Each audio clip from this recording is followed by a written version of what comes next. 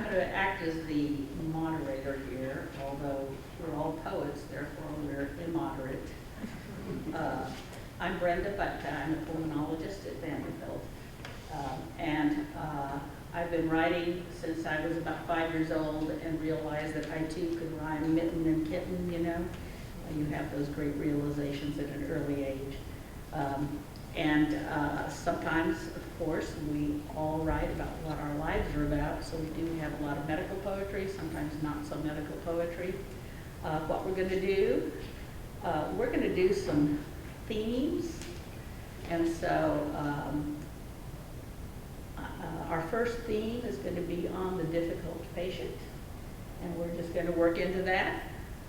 I'm going to read mine, and then each of us is going to introduce ourselves and read a little bit.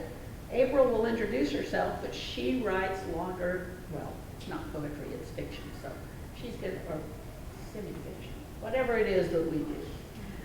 So she'll read a longer prose piece a little bit later. One of the things that people always wonder about is, why do doctors write poetry? And that, of course, we can talk about that for a long time. But one of the things is that there is this contrast between what we do professionally, which is often simply narrowing things down, so they mean one thing. That's what diagnosis is. But then there's also part of us that wants to explode things, make them open so they can mean a lot of different things. I'm going to read a poem by Josephine Miles. This is not about the difficult patient, but it's about this idea of a narrow focus and what we also do. Josephine Miles was quite a well-known poet, lived in Berkeley, an interesting character, taught there for many years. She had bad rheumatoid arthritis, so she had a lot of interactions with the medical profession. This is called The Doctor Who Sits at the Bedside of a Rat. The doctor who sits at the bedside of a rat obtains real answers: a paw twitch, an ear tremor, a gain or loss of weight. No problem as to which is temper and which is true. What a rat feels, he will do.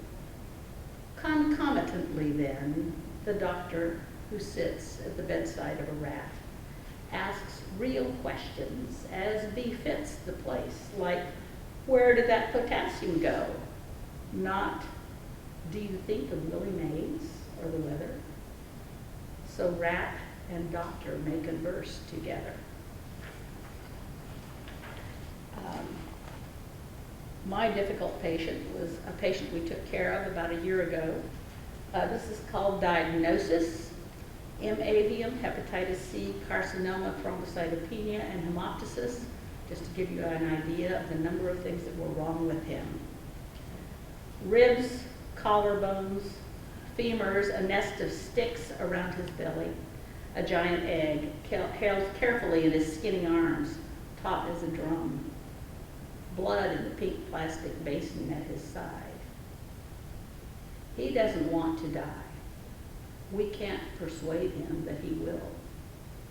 He can't believe that we cannot stop this. Thinks that if only we wanted to, we could do something.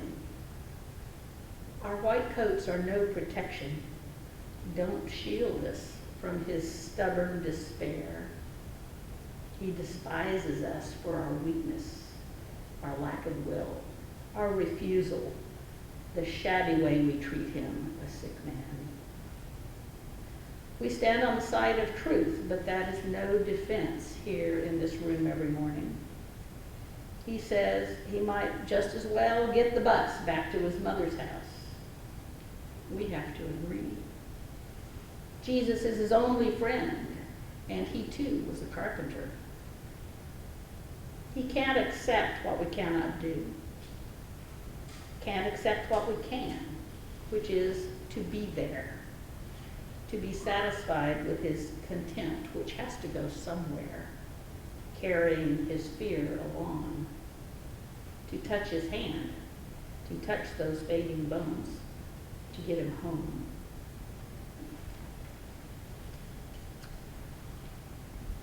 Okay, Doug. I would like to say one other thing. I'd like to try something. I don't know if it'll work here. In spoken word poetry, there's a tradition that if you like something that is said, you snap, okay? Which is a nice way to respond without interrupting. So even though we're not spoken word poets, I think that'd be sort of fun. So can we all kind of, okay. Thanks. I'm Doug. I'm an anesthesiologist at Vanderbilt, and I'm a little afraid of the term difficult patient because it sounds like very judgmental, maybe. And I guess people have different definitions of what that might mean. In the anesthesia world, usually it is difficult in the sense that they can be medically challenging as they're asleep under anesthesia. But this patient is actually, this HIPAA violation type poem is actually about a patient I met in the preoperative clinic, actually called me from the ORs to the preoperative clinic to have this discussion, which is a little atypical. And the one medical term in here is Propofol, that most people know that it's a medicine we use in small doses that can be a sedative, in larger doses an anesthetic, and in really large doses you can kill pop icons with it. So this is it's used here just in the medical sense. So this is 2 requests on Good Friday in the preoperative assessment clinic. Hunched over 2 wooden canes, her face wincing. Her first request is that I swear with convincing assurance that she will emerge pain-free from a 3-stage revision of her spine. I offer hopes, but no promises for constant pains. Her fingers blanch, wrapping around the canes. The first day she'll be prone, the second supine, and lastly prone again as they excise debris and place new titanium for each worn part. So we sit here on Good Friday reviewing her chart. Her second request is to rest in a coma until the end, 3 days entombed in propofol to descend before she rises. Denied again, she leads me, hobbling away with her canes, pains, and sorrow. I sigh and stack the chart atop the heap. If only we could stay in the solace of our sleep, hiding from today more than tomorrow. But dawn comes for us all soon enough. What will we see when we wake and take breath, whether from sleep, from drugs, or from death? Thanks. Julie? My name is Jilly Sumner, and I was a nurse at Vanderbilt for many years in the ICUs and liver transplant program, and decided I wanted to do medicine a little differently, so I went to massage therapy school, and now I have a massage therapy practice and also write poems, which I've been doing for many years. And when the idea of a difficult patient was presented to me, I thought more about my massage clients who sometimes have problems, and they're not difficult in and of themselves, but they hold on to things in their bodies they don't realize. And so sometimes it's actually the muscle that I'm working on that becomes difficult rather than the whole person. And that's what this poem is kind of referring to. Just for an anatomy lesson, this is your anatomy lesson for tonight. The tricep is in the back of your arm, and it's got 3 different heads to it. That's why it's called the tricep. So think about that when you hear the poem. The title of this poem is The Boxer. Subjective. Miss Simmons complains of chronic burning pain in her left posterior arm for the past 2 months. She first noticed it at her father's funeral. As my thumb rode the wrought iron rail of her left triceps, it fought back gamely, a 3-headed boxer twitching and dodging, fainting and bouncing back. It had lived life waiting for the red-skinned impact of the next final blow. The whirled pad of my thumb, a hurricane of stillness, hovered over this striated fight, incarnate in her muscle. Then for a moment, the sucker punches softened, the old fear deflated to nothing more than a towel thrown in the ring, one distant ring of a bell, and her whole body lengthened into the peace of defeat.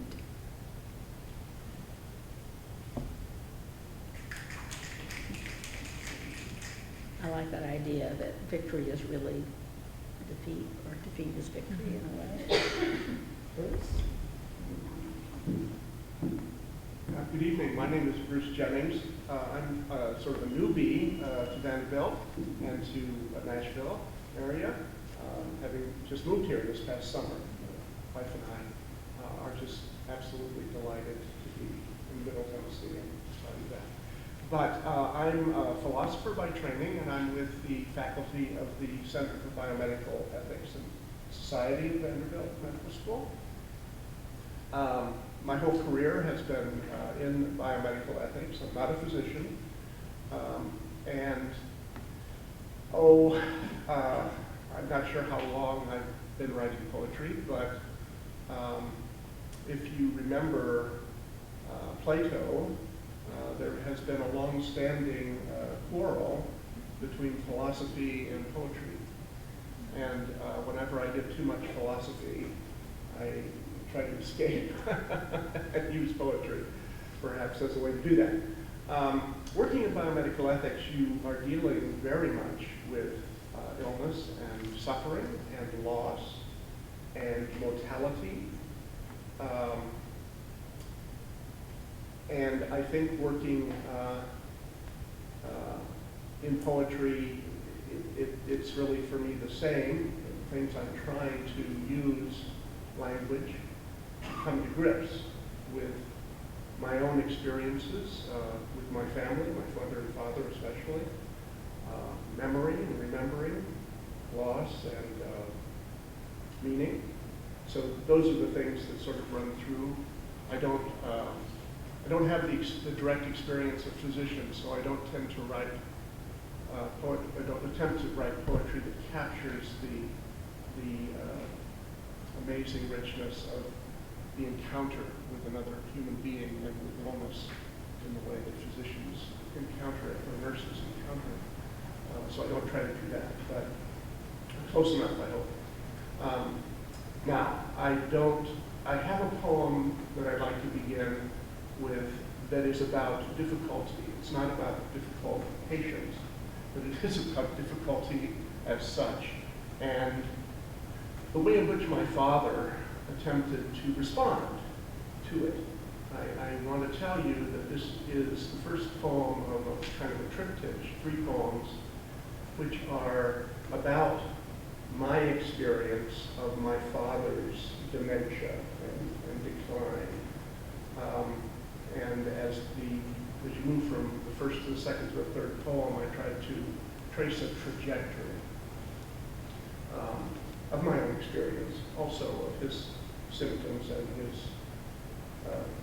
the nature of his life as it changed over that time. So this first poem is about difficulty. If I get a chance to read maybe the second poem in that series, it'll be about a more difficult patient, if you like, but right now it's not. And I also start this way, which is an attempt to capture my childhood and the image of my father in his prime. Because I do think that it's terribly important for all of us caregivers who have any encounter with Alzheimer's disease or dementia at all to try to not lose sight of the memorial person who's in front of us, to try to understand and remember something about that person's life, so that you don't prematurely think that they're not a person anymore and they don't have a life anymore, which is not foolish. Yes, it is. All right, so much for that. The title of this poem is Term Life. And as I said, it is about my father. And one other little thing I should tell you, just by way of preface, my favorite poet, if I have a favorite poet, is Wallace Stevens. So, term life. Long ago, our ancestors parted ways. Some kept to the trees and lived there still. Others abandoned trees for the savannah, where big cats and wild dogs hunt. Were those who descended from the trees moved by wanderlust or simply driven out? Either way, they were our parents, and they invented 2 things. One was walking upright. The other was insurance. This is what mattered most to my father, insurance salesman and a man who believed in standing on his own 2 feet. Oh, there may have been some other innovations, opposable thumbs, tools, conversation, poetry in the heat of the day when the predators were napping. Yet what is poetry compared with insurance in the terms of life? To become human and to need insurance are one and the same thing, my father used to say. At night, he would tell the story of term life. The worst thing, the thing to be avoided at all costs. And as a matter of fact, the premiums are quite low. You'd be amazed. Is to be caught off guard. His hand drew the arc of a leaping saber. Which could leave your family in a bad way. Put junior's plans for college off track. Send the missus out to work while your youngest one is still at home. She might even have to sell the house in a bad market. Cost, pennies a day. A simple formula of actuarial science makes the whole thing work, initially developed by Charles Darwin's grandfather. Did you know that? You don't say. Cassandra in a fedora, ancient mariner with a briefcase. Each day my father would go forth to warn strangers. He would peer over waving prairie grasses, conjuring with banal words the passing shadows of a fear, the deep inheritance of an ape with the chutzpah to stand upright in the tall grass. By the light of our fire, he would rehearse his sales presentation, sun on his lap, always beginning in the same way. Here are the figures for your age, Mr. Stevens. We'll come to them in just a minute.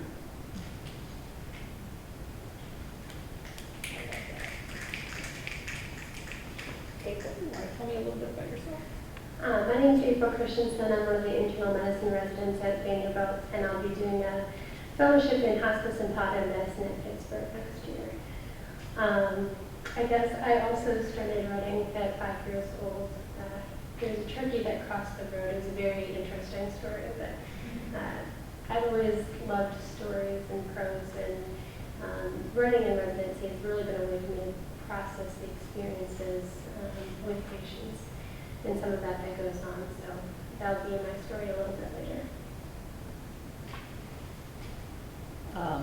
Our next theme that we're going to explore in different ways, which may or may not stick strictly to the theme, is the idea of exhaustion. Okay? Good? So I'm going to deviate from a medical poem and present to you a draft of sorts. There are some poems that when you work on them, they're just done, and there are others that you're done with and never want to see again. And this one is somewhere in between, has not reached one of those termini yet. And this is written for a friend of mine who, friend of our family's, I guess, who told me recently that she's a musician and worked very hard for 10 months last year, touring, promoting herself, et cetera, with a small band. And then for the last 6 weeks of the year, did a Christmas tour with another artist here in Nashville, and made more money doing that than the preceding 10 months. And so, so this is for exhaustion. This is from her perspective. And this is called Backup Vocals for the Opening Act of an Almost Famous Nashvilleian. The dream sounds different, bound in her voice, curves selling despite over-singing. Tonight, harsh falsetto floods the stage and drenches my leather vest with her issues. Her set list sucks, but people still pay to scream. Half lit by rotating red lights, my shadowed harmony undergirds the din of another night. I strum the part to cover loans and fix the accord. Encores of not exactly where I saw myself. But some nights at sound check, my Gibson serenades empty seats with its own melodies, and I change keys with eyelids slammed tight as reverb hums from younger dreams, chords lingering, slow to fade. Dissonance amplifies in the familiar reprise.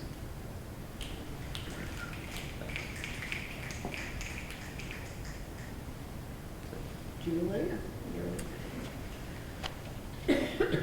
So this one on exhaustion is something that I think everybody in the medical community can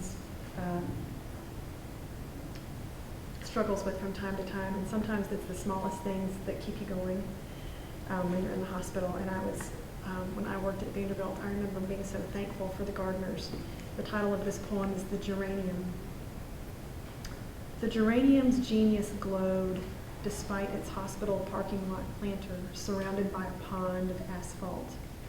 Under a June afternoon's blue ceiling, it sat in pale pink peace, while I soldiered from beige room to beige room, choked on serrated words. Virus, we don't know, I'm so sorry. Compelled, I deadheaded its spent blooms, crumbling and papery, and prayed it would bloom over and over again. Its lemon rose scent lingered then on my fingers, my lab coat cuffs, brightly insistent, a gracious balm to my brute knowledge.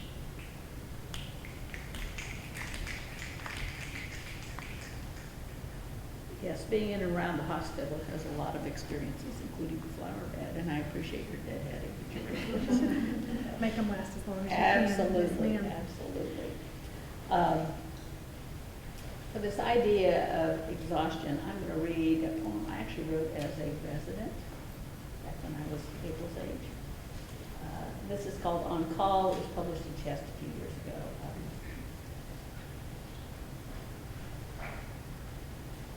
On Call. Having been given permission to die, he died. An order written, duly noted, no code. He set about his task without delay, accompanied at times by a practical nurse and, twice a day, the woman who scrubs floors, who pays attention to work of all kinds. He was not coded.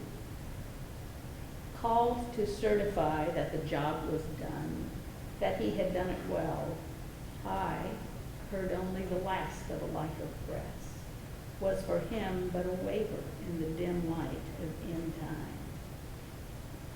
What I said was, it's over. What I thought, the dead may join the dead, and close the door. Dreams waver in the dim light. I nod to the dimness. It walks beside me down the hall, an old friend. I go back to bed. Cold, it climbs in. So this is what some of our young doctors experience when they're in the hospital all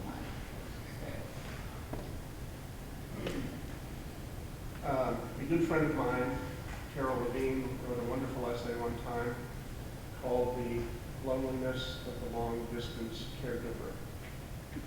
Exhaustion is a wonderful topic, and actually gives me, I think, an opportunity to read the second of these three poems about my father, because I was thinking of Carol's thoughts, thinking of her ideas when I did write this poem to you many years ago.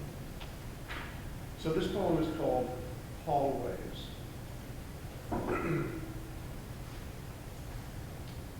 Demeter wandered over continents until she forgot her daughter.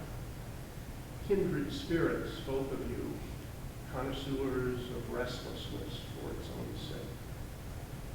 Was she with you all those times, pacing down the hallway, forgetting what you wanted before you could track it, forgetting your son? My memories replayed since your death keep you moving even now and will not let you rest. Is it for you I mourn, or for the loss of the long, broad hallways of my childhood, paved with Armstrong tile, waxed until they were mirrors of marriage? Down the hallways you walked with mud-caked shoes. I rode my tricycle in circles, through the living room, kitchen, down the long straightaways, stairs, around again, pumping knees in rhythm with your laughter, staying ahead as you half ran behind. One never knows where shame is going to light or when. I am ashamed of the little thing your apartment has become, and left breathless by the length of your journey in it.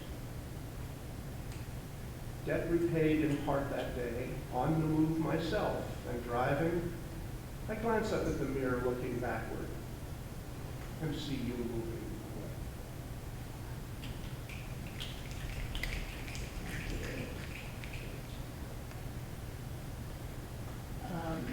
We're going to think about what if, something imaginary, and April. A lot of my times with my pieces, I take the story of a patient, I try to imagine what this diagnosis or what their symptoms are doing with their lives.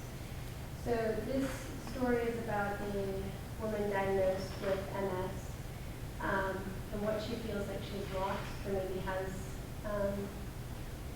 lost even before she realizes, I guess. It's entitled Outrunning the Night.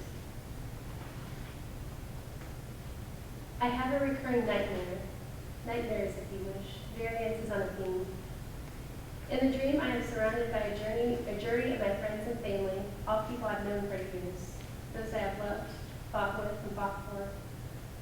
Somewhere above, a voice, low and insidious, slithering at the border of hearing, insists, "How would you find a defendant?"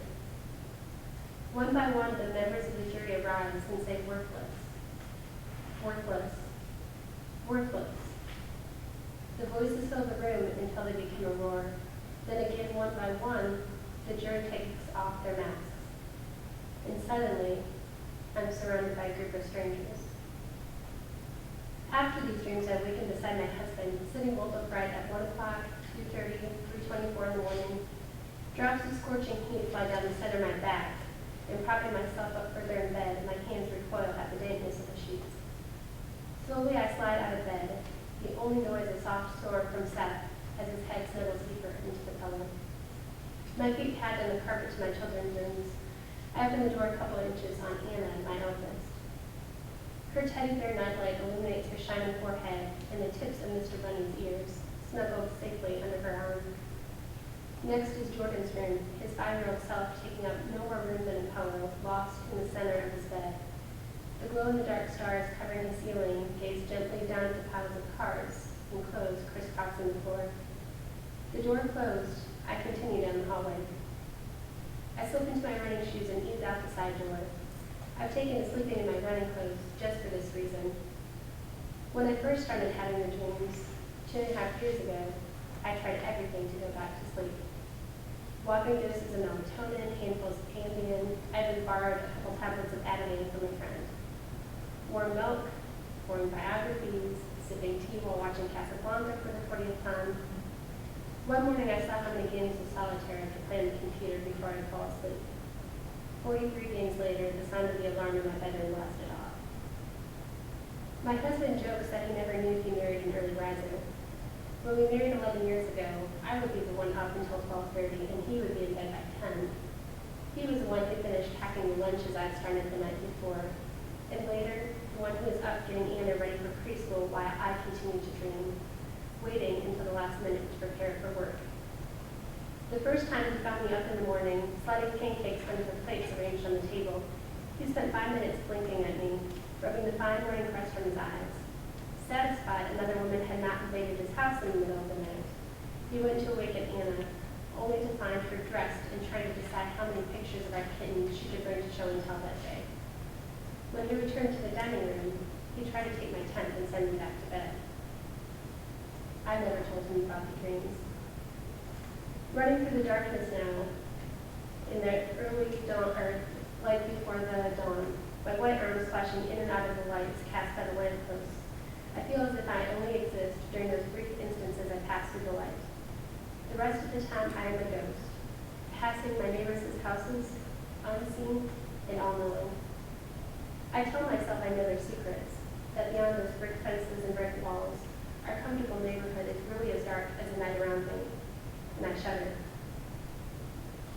My dreams seem to be random. After a wonderful night playing goofy golf with the kids and eating ice cream, pieces of fudge attaching themselves to the corners of Jordan's mouth. Or following a quiet evening while the kids are at my parents' house and I'm curled up with Seth watching a movie. Or a day filled with grocery and shoe shopping and kids screaming in the aisles. Strangers eyeing me with a, "Why can't you keep your children under control?" look. a long day of work where I come home to staff massage and attention for my neck. The dreams are a torment I can't predict. I round a corner and slide into a quicker pace. Running down the hill to the entrance of our housing development, I am always tempted to fly. I pass the shoemakers on the right. Their youngest headed to college last fall, and they asked me to care for their golden retriever during a trip to Alaska next week. When Anna found out, she wanted to bring the dog to our house so she can introduce it to our cat Ollie. I let Seth take care of that one. Near the corner, I can just make out the Forster's house on the left, set back behind a row of elm trees. Linda's mother just died last week in a car crash, and they're heading out of town later this morning. The phone call I had with her husband, asking me to come speak with Linda, plays in my mind as I pass their house and my stride stumbles a bit. Just beyond their house, I turn left, running along the wall that surrounds the neighborhood. Actually, I lied. The nightmares are not entirely random. Ever since my first doctor's appointment, I always had in the week of a doctor visit. That first visit was in my primary care physician's office, sitting on the exam table with a white paper crunching every time I moved. The sad look on Dr. Harris's face as I described my symptoms: sudden eye pain, blurry vision. A few months before that, clumsiness in my right hand that took a few weeks to go away. I not tied the events together, but as Dr. Harris asked questions, I saw it clearly enough in my mind. Seth had been at work when I called. I was scheduled for an MRI later that day. I don't know how he managed it with his partners or clients, but within 30 minutes, he was sitting beside me in the radiology waiting room. He was there when I received the official diagnosis of MS, for the admission to the hospital for IV steroids, and for every visit with the neurologist since. My first nightmare happened that first night in the hospital. When I sat upright, I was so disoriented at first, I thought I was at home in my parents' house. I wanted to run to their bedroom and tell them the nightmare, just as I once had as a kid. But this night, 30 years later, alone in my hospital room with the nightmare, I just started to cry. The first time I had difficulty running was 7 months ago. 3 blocks from home, I noticed a weakness in my left foot. I was having difficulty lifting my foot, and it kept catching on the sidewalk. And that next night, I had another dream. The dreams are always variations. At times we're in a courtroom, the jury surrounding me on 3 sides. Other nights we're in my living room, or a hospital room, the basketball court I played on in junior high. The people who are in the dream also vary. Sometimes they're my neighbors, my nieces and nephews, or my children duplicated to fill the room. One night, the only person in the jury was my husband, whispering worthless over and over and over again. I tried to cover up my ears, but the word was there, inside me. I take another left onto Williamson Avenue. My left leg starts to cramp, and automatically I slow down. From here, I have just over a mile to go. For what seems the millionth time, I wonder yet again how much longer I will be able to run like this. Next to me, the Peterson's terrier runs to the fence and starts barking, and I have to wonder if they wake up every time he barks, knowing that it is I who's running at this time of the morning. I wonder if they know my secret, just as I pretend to know theirs. I wonder if they know the truth. Why can't I tell Seth about the dreams? A couple blocks from home, I slow down to a walk, shaking the cramp in my leg. It's too early yet for the sunrise, but I like to pretend it is in front of me, waiting to come up from behind the neighbor's house. I pause beside her mailbox, looking at her house, then close my eyes, imagining all the people I love inside. Jordan on the day he was born and taking his first steps at 9 months, smashing his hand into the train cake on his 3rd birthday. Or Anna's first day of kindergarten, her yellow backpack proudly strapped to her back. Or presenting me to her 2nd grade class on Parents' Day earlier this year. This is my mother. She helps people find their perfect home. And Seth, that day we met in college, colliding as I exited my English class. The look on his face as I walked down the aisle, or as I held Anna the day she was born. The warmth of his hand when we watched movies together, or unexpectedly holding mine while we eat dinner. Back to the dream. After the verdict is delivered and the masks are removed, it always ends the same way. I turn around away from the jury to find I'm facing the mirror. And in the mirror is an image of someone I do not recognize, hideous and deformed. It is not the jury, in fact, who are strangers, as I thought. I am the true stranger, one even to myself. And I'm afraid that everyone else sees me for who I am, who this disease has made me, worthless.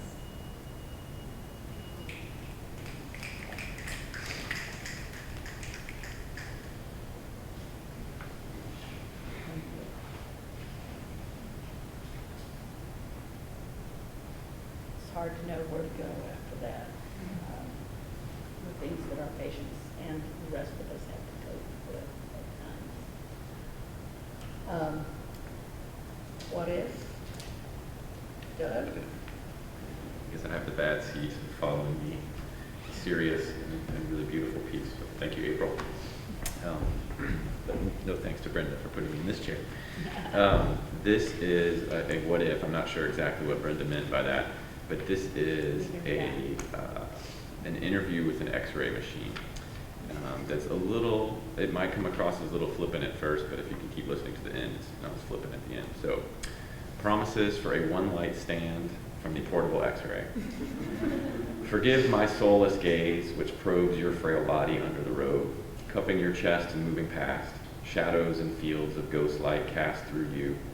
I want to hear the hiss of your breath, then forget our tryst. Dance with me just this once. Allow me up against your breasts without worry for what happens tonight. I'll caress you with violent light, pass through your soft tissue, linger a bit on bone and your figure. Consent given, you'll let me hold your body to be kissed and told. And when I'm through with exposing you, I'll see all but know nothing, then roll away towards somebody lonely enough to catch my eye.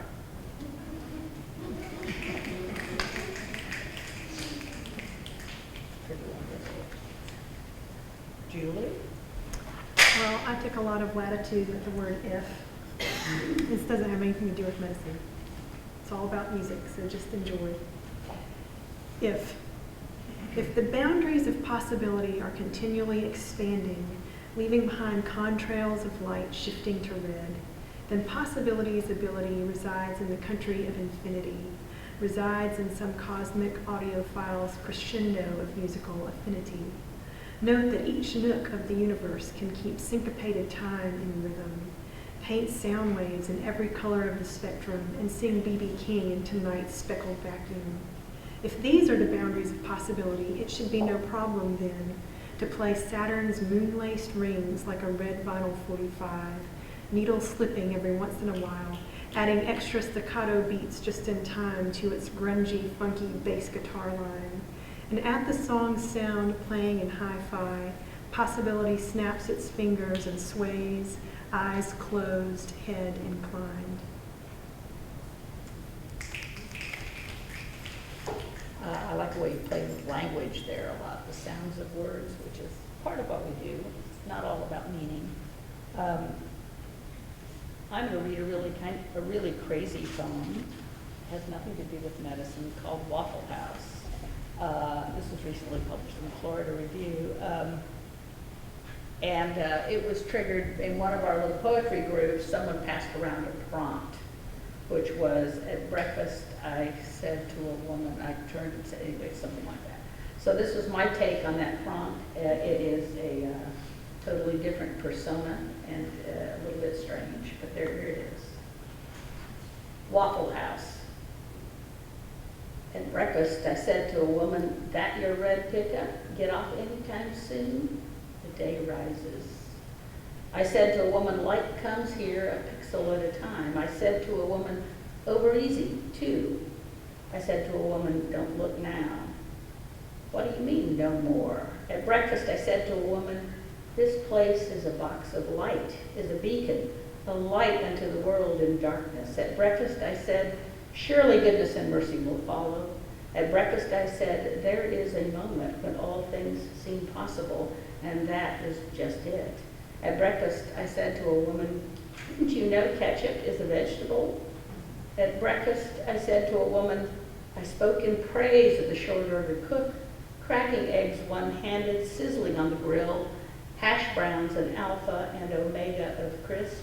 I said to a woman, the day is coming, like it or not. I said to a woman, this may be the first day of your life, the first day of the rest of your life. This may be the last day. I lean my elbows on the counter, looking at the rain. I said to the woman, you said it.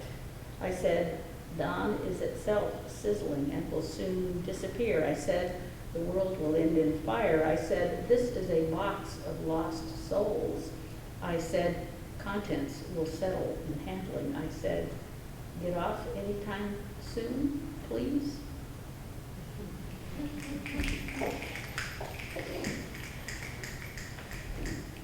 What if? Okay. This poem is actually the third of that trilogy, and it ends with, for me, a very big what if. Just to set the stage, because I'm doing something that may not be so easy to catch as you listen as it might be if you were reading it on the page. My father is now in a nursing home, and I am playing with the difficulty that I have in imagining what my father may be thinking, imagining what he may be remembering. And then I have my own memories going on simultaneously. So to try to capture something about that, I flip to different locations and different times, and I signal that with a place and date, kind of movie, gimmick. So my father was a life insurance salesman in Indiana, and when he retired, he lived in Florida. And when he was a child, he spent some time in Ontario, Canada. So we have some place locations of that in this poem. The title of this poem, again, there's some connections with the first couple, deliberately. The title of this poem is The Figures for Your Age. Embracing as earthworms in a shiny tin can, the neurons become a clump and the brain a bog. My father, once and still, serenaded by cicadas at sunset, on a plastic chair he sits, rescue-making intentions. Venice, Florida, 1987. Buttons closed at the cuff, encircle hands once thick as slabs. Emissaries of a man are hands that once roamed free to caress a woman's cheek. He glances at them, then looks away, leaving them for me to study. They are shapers of oak and hickory, steady and true in the basement workshop. They are tillers of soil from time to time, furrowing a land-locked life. At length, he decides to stand, pressing legs and hips down hard, measuring with a crooked sextant the angle of his repose, and the constellations, the figures of his age, turning his face to me, stout fingers, climbing arms, so much to organize all at once. In 1955, he had 20 salesmen in his force. Ontario, 1924, slippered feet sliding on the pond behind the barn at the Ontario place. Blue glazed linoleum at dawn. Huey, his mother calls from the house. Come for breakfast, Hugh. Venice, Florida, 1987. Stout fingers, climbing arms. He strains to rise. Just then the chrome catches a glint, and he sinks back, squinting, relaxes, and captures a memory passing through. Lake Wawasee, Indiana, 1955. The lake waters clear in the shallows. On the dock, he shows a boy how to bait a hook.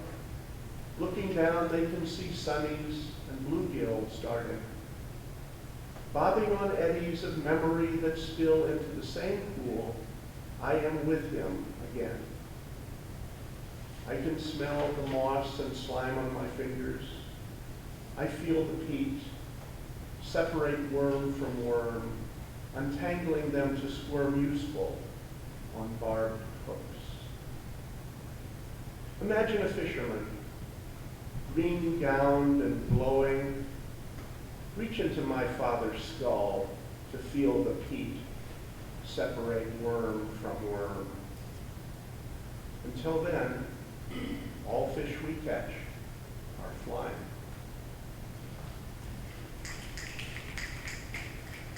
That's really interesting. Yes. What if? We're going to do one final round, whatever you want to read.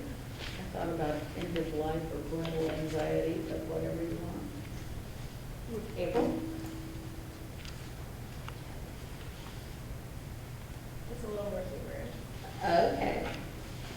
On a little bit different note, this is actually a story I wrote in college, imagining a friend with someone who has OCD and what that might be like. Phases. She starts going through phases about once every 8 months or so.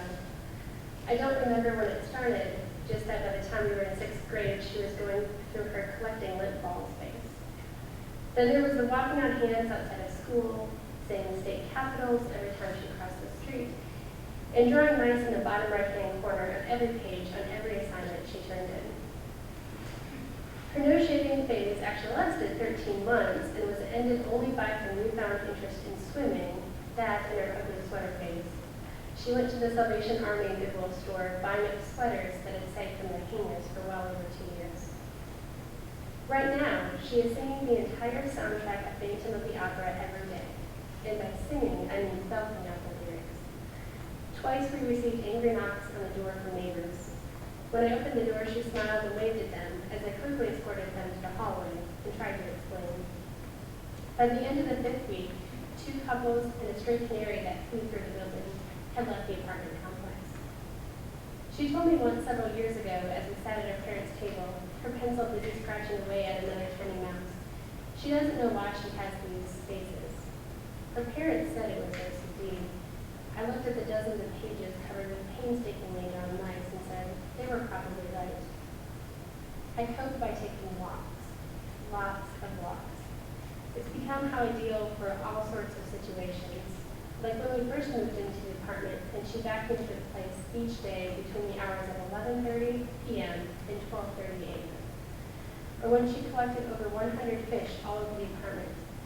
Once when I sat down on the couch, I felt something crunch beneath me and looked down to see a betta fish flopping helplessly on the cushion. I didn't care. The betta fish went, still flopping down the toilet. She never had any other siblings. I always felt maybe this had something to do with it, as if the phases were her attempts at entertaining herself or creating all the trouble of 5 kids. Today, as she begins to sing, and I shrug my coat on to head for the door, she grabs onto my sleeve. Stay. I glance at the door, and then the window, the peaceful silence of the park across the street. Please sing with me, she says. She brings her computer from the bedroom and cranks up the music while I watch, my hand still resting on the door table. Come on. She beckons and my hand slides slowly off the handle, my feet dragging me into the living room. As the first few lines of Think of Me blast around us, her voice reaches through the air. I can feel her eyes on me, but mine are focused on the window. The music stops, begins again, this time softer. Listen with your whole body. I force myself to stop watching the robins flickering past the window and close my eyes. I don't feel anything at first. The vacuuming, the mice, the fish, the capitals, all these faces running through my mind in a long succession, my muscles tightening with each memory. But then the music begins to break through my thoughts, and I begin to listen. Think of all the things we've shared and seen. I begin to feel. When the song is done, she pauses the music and whispers, "You can go if you like." I open my door, open my eyes, look at her, at the window, and then back at her. Without waiting for the next song to begin, I start belting out the lyrics at the top of my voice.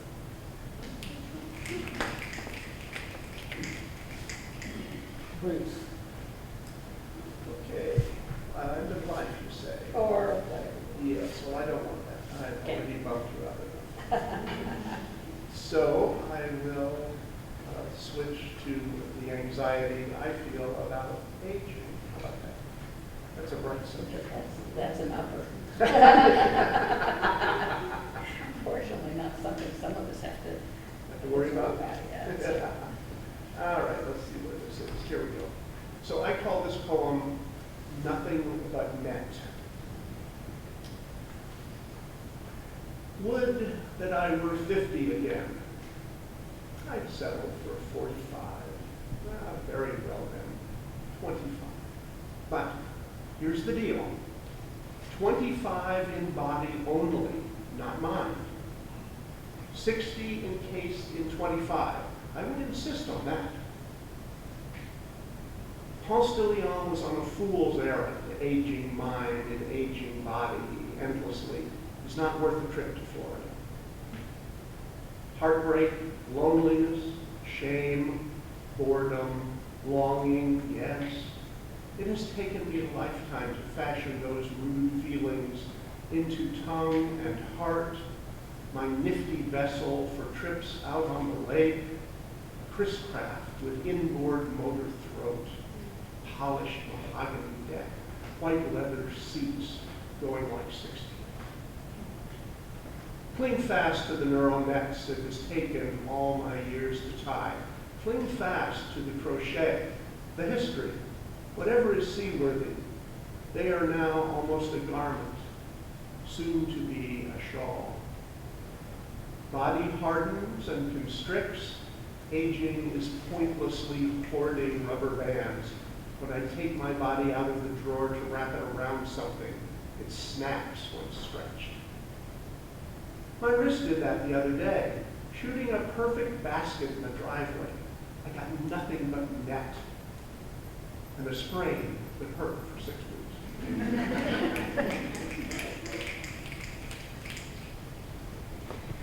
I'm going to read another poem about a patient. This is about a cystic fibrosis patient, end-stage cystic fibrosis, a young woman who, as sometimes happens, was so ill she couldn't ever quite make it home. Sometimes we keep them in the hospital until a lung transplant can happen. Being young and chronically ill is almost worse than being old.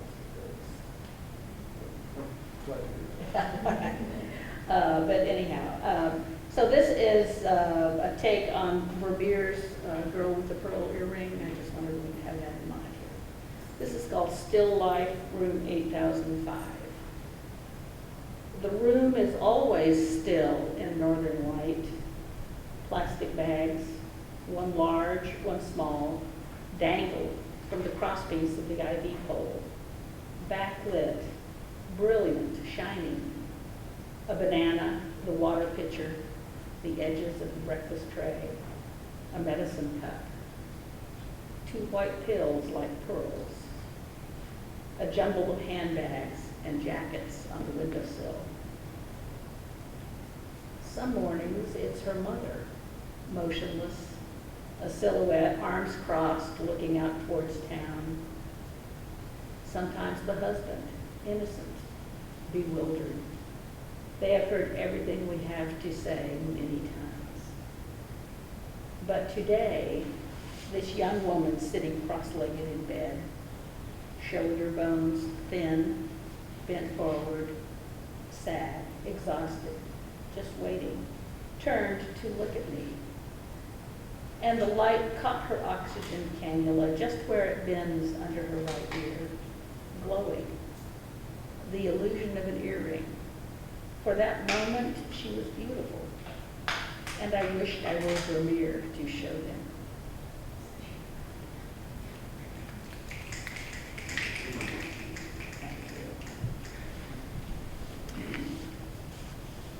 This is a poem about wonderful things that we are getting pictures back from all of the telescopes that NASA is sending out, which are continually amazing to me. This one, the title of this poem is called Pluto's Heart. I don't know if you saw the pictures from New Horizons this summer, the really first time they saw Pluto, but it has a heart on it, which I thought was just a wonderful irony of sorts. So this is the title of the poem, Pluto's Heart. Would you believe there is a half-broken heart perched on the sleeve of the most frigid planet? This cloud-tattooed heart, so carelessly worn, orbits everything. Comets, planets, enemies, friends. This heart on ice beats a steady trajectory, silent and constant as the brackish blood that percolates through your thin-walled veins as it climbs back to your very own half-broken, cloud-tattooed heart.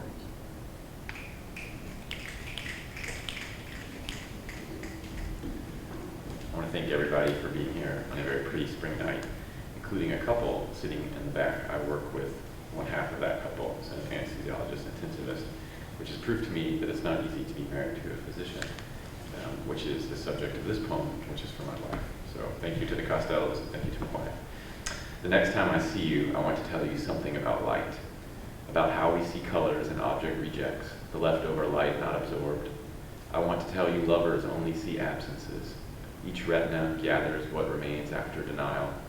Light connects eyes and faces via careening photons, and your red lips remain by negation, the one wavelength not engaged by lipstick's hue. Did you know the sky above us is blue only because light slams into oxygen and shatters, its fragments spanning our view? Rays scatters as the sun lowers, light redshifts and distance grows infinitely. I want to see that I'm only a broken light shining in your eyes, their blue irises coldly intact, and to whisper my dim fear that once we stop rejecting each other, we'll be gone. I want to thank you all for coming. Do you have any questions for anybody here or out there, or any questions? Really not Dr. Birchmore. Oh, I need to, an encore? Yeah. Dr. Birchmore gathers the neo-agrarians, or whatever we call ourselves that week, at Vanderbilt in the VA hospital every couple of weeks, a little poetry group in the medical center. And he's been an amazing poetry shepherd, even though he really doesn't write much himself. But I want to thank him for that.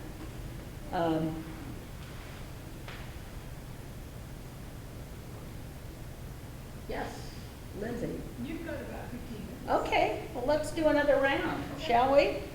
And you thought it was all over. Does anybody have any questions, or really? No? Yes. What a cooperative audience. They're captive. Okay. Where should we start? Let me go this time. Okay. All right. This is fiction. It's a sonnet, but it's fiction. I write persona poems sometimes where you take on the voice of another character, and I guess people just assume you're writing from your heart every time you write poetry, so this did not happen to me. Don't email me about this. I got so many emails, and I didn't know what to tell people to respond after these. These really, they pour their heart into it, and I'm like, I was just writing a story. It's not real. So this is not real. It's titled, Giving Bad News Reminds Me of You. Storms rise, releasing an old memory of your death. But this time I'm the giver of rights, sitting in my scrubs and white coat. The rusty words sound familiar as they rain down on his newborn widow. I want to tell her about you, to tell her I buried a spouse. But instead I stare at the plastic roses backlit by lightning. Here with her I hear thunder, lumbering and jagged, fracture and grind as the storm reels outside the family room's windows. Dry-eyed, she looks through me before stumbling beyond sound. Clutching each breath in fear, his memories will flee into exhalation. I was about to email you about that poem. But that is one of the liberating things about writing anything, including poetry, is that you can be anyone, even kind of nasty, unpleasant people if you want, or whatever you want to be. Julie. Julie's never nasty or unpleasant. Well, not that you've seen. The title of this poem is pretty self-explanatory. It's called How to Shave a Man's Face. Observe the whiskers closely. Notice the grizzle of their growth, whether colorless tendrils or ever-darkening bristles. Apply the hot towel and wait. Time and warmth soften up the toughest of beards, the surliest of expressions. Adorn the jaw with a drift of shaving cream, blanket the terrain from rugged to jowled. Their faces become the same. Grasp the chin with confidence.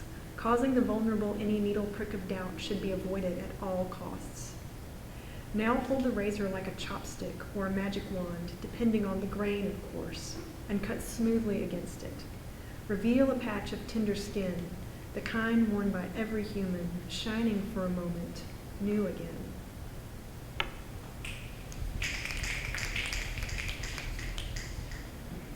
Yes, I once tried to write a short story about a male nurse at the VA, very tenderly shaving a man who was in a coma and probably only had a day or two to live and had no family. It was one of the more moving small sights I have seen. We've been hearing a lot of stories about your father and your relationship. I'm going to read about my father.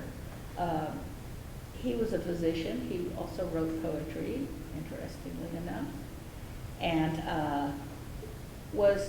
we were part of a second family, so he died when I was a freshman in college. And this poem is called Traveling to Bhutan with My Father. He's really only with me in my mind.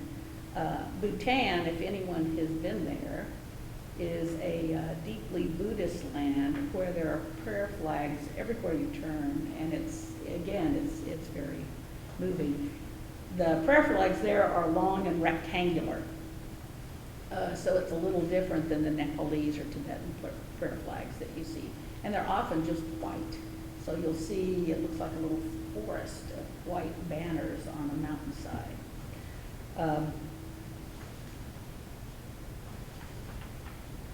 So this is about my father. Traveling to Bhutan with my father. I am nearly all that's left of my father, standing in this mountain kingdom, in a forest of prayer. Pale banners sway in the rain, disappear into the mist as the shredded clouds settle around the rhododendrons.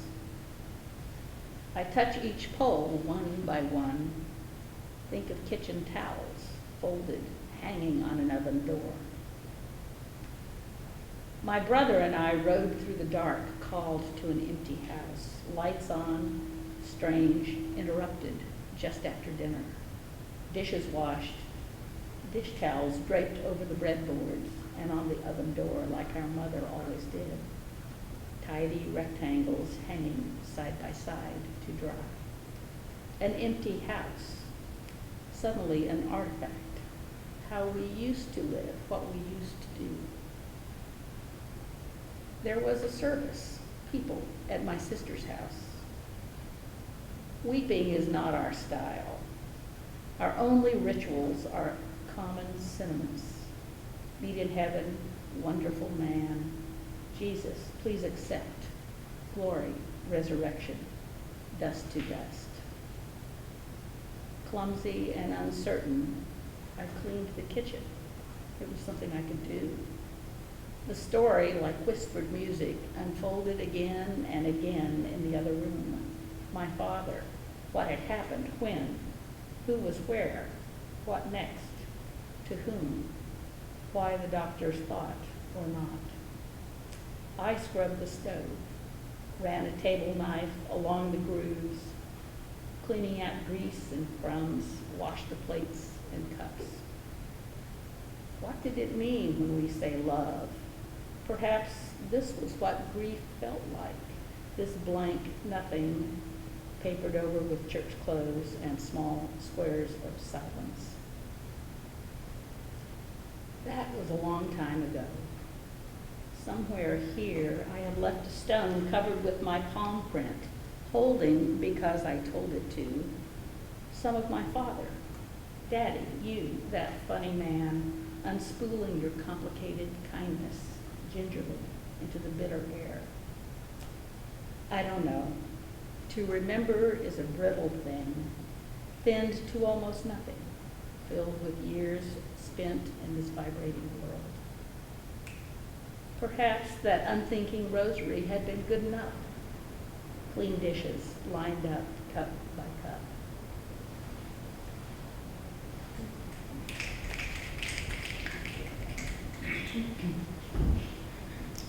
Okay.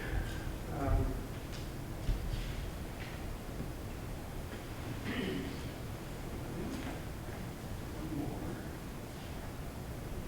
It's about my mother this time. I was going to say, we're kind of going heavy on the father theme I tonight. know. Well, I say.